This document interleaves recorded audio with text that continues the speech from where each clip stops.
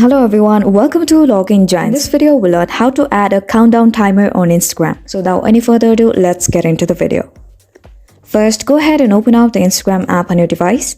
And once it opens up, swipe to the right to add a photo or video to your story. You can also add media directly from your gallery.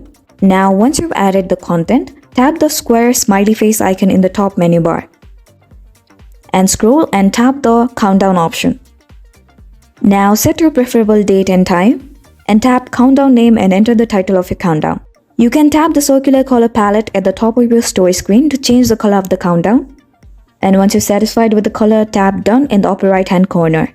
Now to add the countdown to your story, tap your story or close friends to post the Instagram story featuring your countdown. And with this, a countdown timer for a particular event will be added to your story. So we hope you found this video helpful. Please make sure to hit the like button and subscribe to us for more Harvard tutorials.